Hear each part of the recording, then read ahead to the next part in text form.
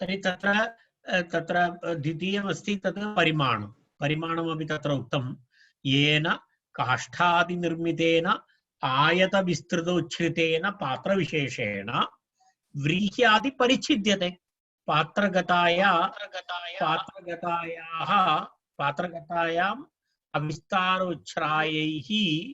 अविस्तारोच्छ्रायैः तत्परिमाणं प्रस्थादि इति तत्परिमाणं तद्भवन्तः जानन्ति यदा तदर्थमेव सरलरूपेण उक्तवान् पैली इत्यादिकम् उदाहरणं कृत्वा तादृशं पात्रविशेषः।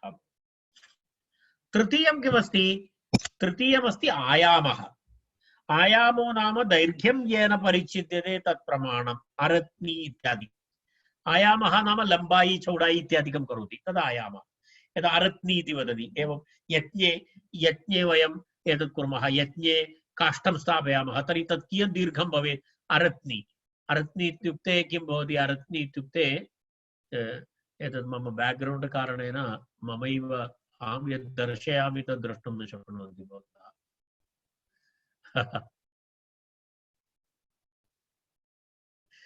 तत्र एवमस्ति तत्र यदा एकं हस्ते एवं स्थापयति एकनिमेषः तर्हि तत्र एवं भवति यदा एवं एक हस्तपरिमितम् एवं स्वीकरोति तद् अरत्नी इति वदति। यदा यज्ञे हवनं करोति तर्हि हवने काष्ठान् स्थापयति तर्हि तद् यदा यदा इच्छति तदा कर्तुं न शक्यते।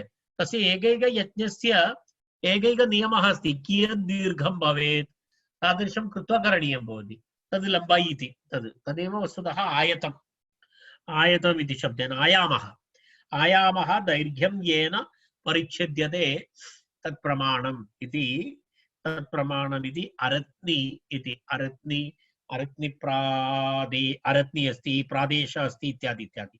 तर्हि एतत् त्रितयम् अपेक्षया भिन्नम् 1 2 3 इत्यादि संख्या।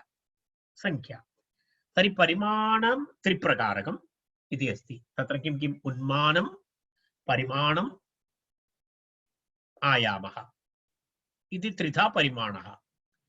संख्या इति एतद् विहाय भिन्नमस्ति। संख्या भिन्ना।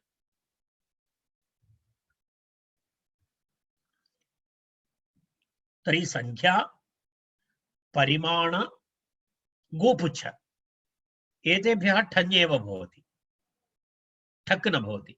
तत् त्यक्त्वा अन्यत्र ठक् भवति। अस्तु इति एतत् सूत्रं। तत्र अधिकारः एतत् सूत्रमपि एकया दृष्ट्या अधिकार मिश्रितविधिसूत्रमस्ति। अधिकारविधिसूत्रमस्ति उभयमपि अस्ति तत्र। तर्हि एवम् उक्त्वा किं वत्सि इदानीं पश्यामः।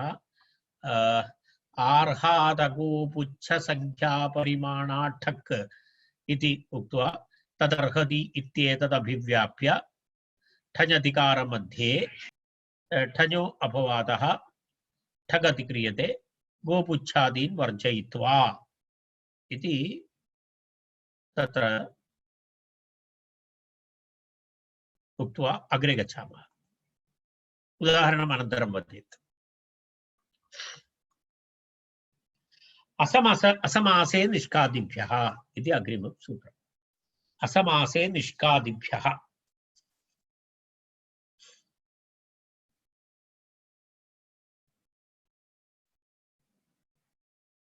एतत् आर्हादित्येतत् तेन क्रीतम् इति यावत् 17 सूत्र्याम् अनुवर्तते। एतस्य विषयः तेन क्रीतं सूत्रपर्यन्तं 17 सूत्रेषु अर्हादित्यस्य अनुवृत्ति भवति।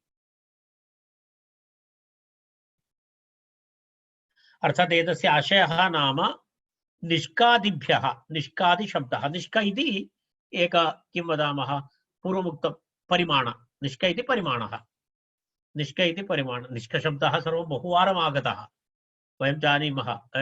गतप्रकरणेषु निष्कशब्दः बहु असुवर्ण निष्क इत्यादि सर्वम् आगतमस्ति।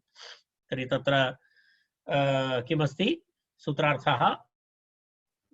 निष्कादिभ्यः समास असमासे, यत्र समासः न भवति, असमासे ठक् स्यात्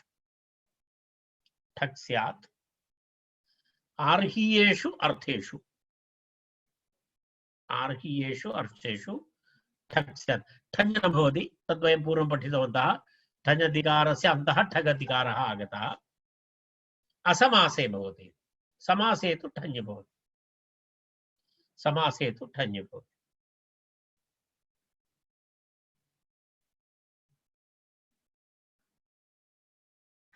निष्कादिगणपठितशब्दः विशेषनियमः, तत्र अन्यथा तु न भवितुम् अर्हति। कारणं तत्र परिमाणशब्दे तु ठक् न भवति इति उक्तं, परन्तु अत्र अपवादनियमः निष्कशब्दात् भवति इति निष्कादिगणः कृतः तत्र असमासे निष्कादिभ्यः इति। निष्क, पण, पाद, माप, वाह, द्रोण, षष्ठी इति निष्कादि। एतेभ्यः शब्देभ्यः असमासे, यत्र समासः भवति तत्र तु न भवति, असमासे किं भवति, तत्र ठक् प्रत्ययः भवति। तर्हि निष्कादिभ्यः समासे ठक् स्यात् इति आर्हीयेषु अर्थेषु अर्हति इत्यर्थे। अत्र पश्यामः वयं किमस्ति तत्र उदाहरणं, नैष्किकम् इति उदाहरणं। निष्केण क्रीतम् इति अर्थः। अत्र निष्केण क्रीतं, तेन क्रीतम् इति पर्यन्तम् अस्ति।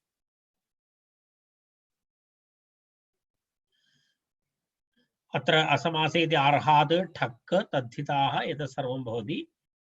निष्केण क्रीतम् इत्यर्थे निष्कशब्दात् अनेन सूत्रेण ठक् प्रत्ययः।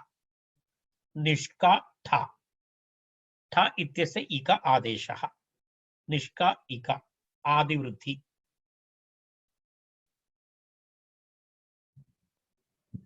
पश्यतु, ठक् प्रत्ययः भवति, ठञ् प्रत्ययः भवति, रूपे कोऽपि भेदः नास्ति, केवलं स्वरभेदः अस्ति, अन्यथा कोऽपि भेदः नास्ति। स्वरभेदः एव भवति, रूपे कोऽपि भेदः नास्ति। ठक् वा भवतु ठञ् वा भवतु समानमेव भवति। नैष्किकम् इति भवति तर्हि। अस्तु, समासे तु ठञ्, समासे तु ठक् प्रत्ययः न भवति। यदा परमनैष्किक, परमनैष्किकः इति रूपं, परमश्चासौ निष्कस्य परमनैष्किकः इत्यादि उदाहरणानि द्रष्टव्यानि। अस्तु, अग्रे गच्छामः। परिमाणान्तस्य असप्ज्ञाशाणयोः इति तत्र अस्ति। परिमाणान्तस्य असप्ज्ञाशाणयोः इति द्विपदं सूत्रम्। परिमाणान्तस्य असप्ज्ञाशाणयोः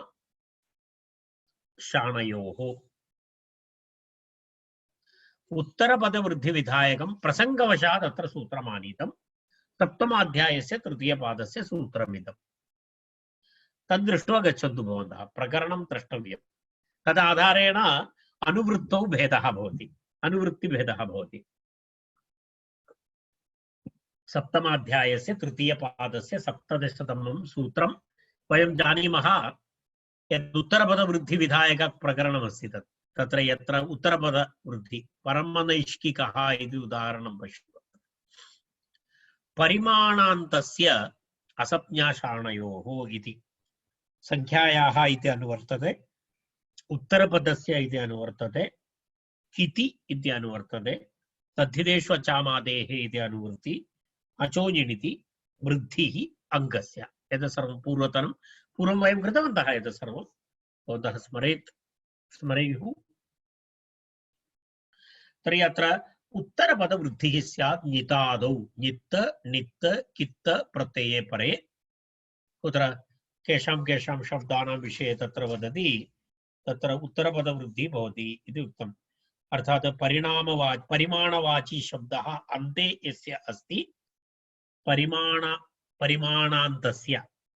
परिमाणान्तस्य इत्यर्थः। आदिवृद्धिप्रकरणे उत्तरपदस्य इत्यधिकारे इदं सूत्रम्। उत्तरपदस्य आदेः अचः वृद्धिः स्यात् इत्यर्थः। निति निति किति च परे।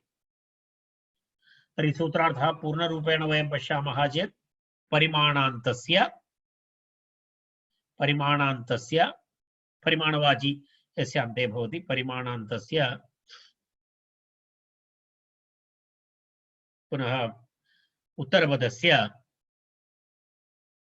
आदेः अचः वृद्धिः स्यात् किं परे तत्र नीति नीति किति च परे किन्तु संज्ञा विषये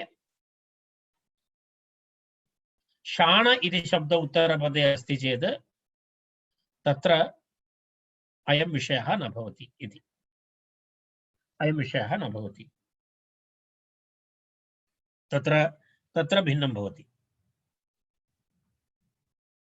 तत्र न भवति किमर्थं यदा संज्ञा भवति अन्यथा शाण इति शब्दः भवति तत्र अयं नियमः नास्ति अर्थात् उत्तरपदवृत्तिः नास्ति इत्यर्थः तर्हि तत्र वयं पश्यामः इदानीं तत्र प्रथमम् उदाहरणं स्पष्टम् अस्ति खलु सूत्रार्थः परिमाणान्तस्य शब्दस्य उत्तरपदवृद्धिः भवति कदा नित् नित् कित् प्रत्यये परे परन्तु कं कं त्यक्त्वा संज्ञावाचक शब्दं त्यक्त्वा शाण शब्दं त्यक्त्वा इति एवं एवं करणीयः अस्तु तत्र पश्यामः वयम् उदाहरणं परमनैष्किकः इति उदाहरणं परमनैष्किकः परमनिष्केण क्रीतः परमनिष्केण क्रीतः इति परमनैष्किकः किमपि वस्तुविशेषः परमनैष्किकः परमनिष्क इति शब्दः निष्क शब्दः परिमाणवाचकः अत्र परिमाणान्त शब्द अस्ति परिमाणान्तत्वम् अस्ति अत्र निष्क इति शब्दः परमनिष्क इत्यत्र निष्क इति उत्तरपदं परिमाणान्तं परिमाण शब्दः परिमाणान्त अस्ति अनन्तरं तत्र किमस्ति परिमाणान्त शब्दात् तत्र किं भवति ठञ् प्रत्ययः भवति प्राग्वदेश् ठञ् सामान्यमस्ति अत्र प्राग्वदेश् ठञ् कारणं तत्र ठक् न भवति इति उक्तम् निष्क शब्दः भवति अत्र परमनिष्क इति शब्दः अस्ति तर्हि परमनिष्क शब्दात् ठञ् प्रत्ययः सूत्रं प्राग्वदेश् ठञ् नित् अस्ति ठ अस्ति इका तर्हि परमनिष्क इका परमनिष्क इका अनेन आदिवृद्धि भवितुम् अर्हति परन्तु तं बाधित्वा एतद् भवति परिमाणान्तस्य असंज्ञाशाणयोः इति सूत्रेण तत्र उत्तरपदस्य वृद्धि उत्तरपदस्य आदेः अचः वृद्धि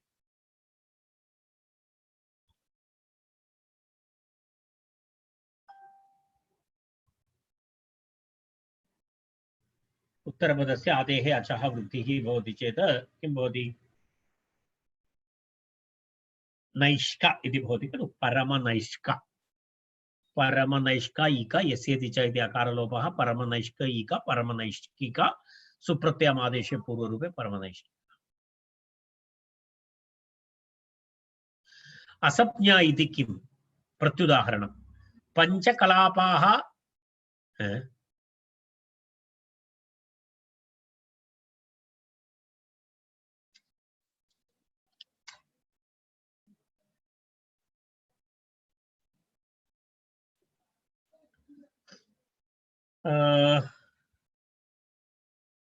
एकनिमेषः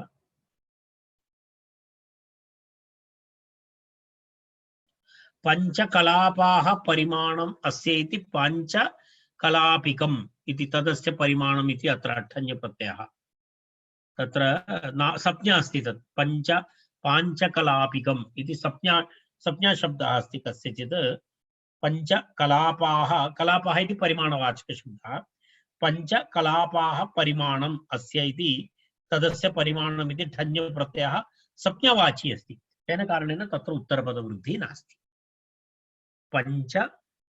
कलापाः इति परिमाणवाची शब्दः परन्तु पञ्चकलापशब्दः अत्र पञ्चकलापिकम् इति तत्र तदस्य परिमाणम् इति सूत्रेण अत्र ठञ् प्रत्ययः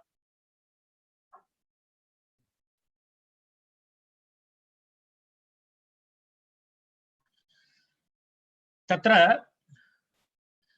एकः लघुविषयः चर्चितः अस्ति। असमासग्रहणं ज्ञापकं भवति इतः प्राक् तदन्तविधिः इति।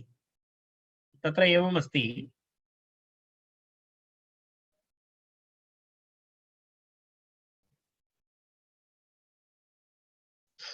परमनैष्ठिकः इत्यत्र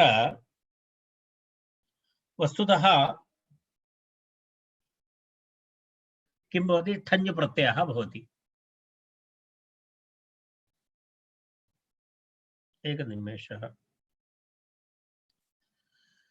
तदस्य इतः प्राक् तदन्तविधि तेन सुगव्यं यवापूप्यमित्यादि ऊर्ध्वं तु संख्यापूर्वपदानां तदन्तग्रहणं प्राग्वतेरिष्यते तच्च अनुकी इति परायणिकः। अस्तु।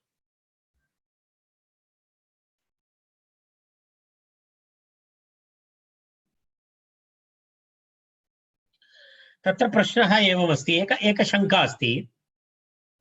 असमासे निष्कादिभ्यः इति अस्ति एकं सूत्रम् उक्तं खलु इदानीं। तत्र केवलं निष्कादिभ्यः इति वदति चेदपि, असमासे निष्कादिभ्यः इत्यत्र केवलं निष्कादिभ्यः इति वदति चेदपि तत्र तदन्तविधि प्राप्नोति। निष्कादि तस्य ग्रहणे तदन्तस्य अपि ग्रहणमिति तत्र तदन्तविधि प्राप्नोति। कुत्र?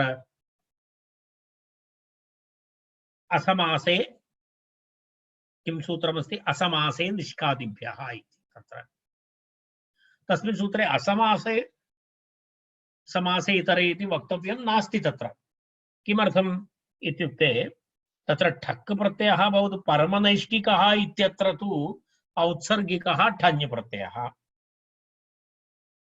स्वरभेदस्य कृते तत्र असमासे निष्कादिभ्यः इति ठक् प्रत्ययस्य चरितार्थता। केवलं स्वरभेदस्य कृते तत्र उभयं भिन्नं भिन्नम् अस्ति। निष्कः इत्यत्र तत्र स्वरभेदः भवति। तर्हि असमासे निष्कादिभ्यः इति यदा वयं वदामः तर्हि तस्य स्थाने केवलं निष्कादिभ्यः इति वदति, तत्रापि किं भवितुमर्हति? तदन्तविधि प्राप्नोति। तेन किं भवति?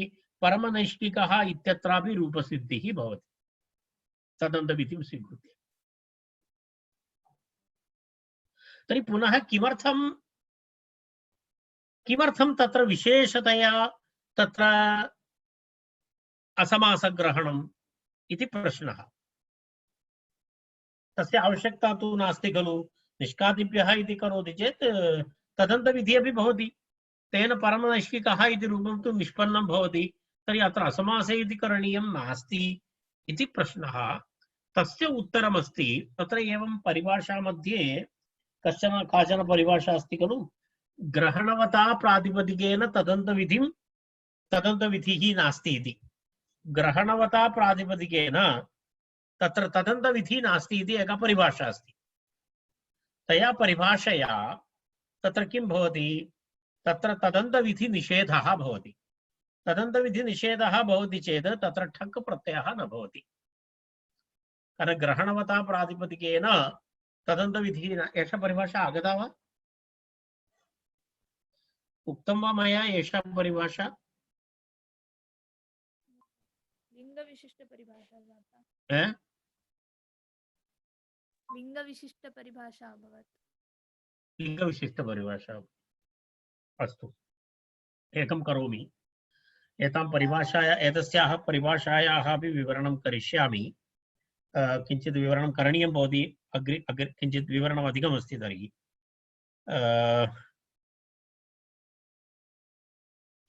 तर्हि एवं कुर्मः। एतस्य किञ्चित् दीर्घविवरणमस्ति। इदानीं मम घण्टाद्वयं जातम्। इदानीं चलति, एतदेव प्रवचनं चलति। वयम् एवं कुर्मः, एतं परिभाषया सह वयं श्वः आरम्भं कुर्मः। कारणम् एतत् किञ्चित् दीर्घविवरणं करणीयं भवति। मिनिमम् 10-15 निमेषाः भवन्ति तस्य कृते। तर्हि तावत् इदानीम् अहं वक्तुं न शक्नोमि, मम अन्यकार्याणि अपि सन्ति। इदानीम् एवं करिष्यामि अहं। तया परिभाषया सह श्वः वयं श्वस्तनवर्गे अहं तां परिभाषाम् अहं चिन्तितवान्। सा परिभाषा आगता अस्ति इति कृत्वा तेन कारणेन अहम् अग्रे गन्तुं प्रयत्नं कृतवान्, परन्तु इदानीं न भवति। तर्हि श्वः कुर्मः, चिन्ता नास्ति। श्वः, कारण किञ्चित् दीर्घविवरणं करणीयमस्ति।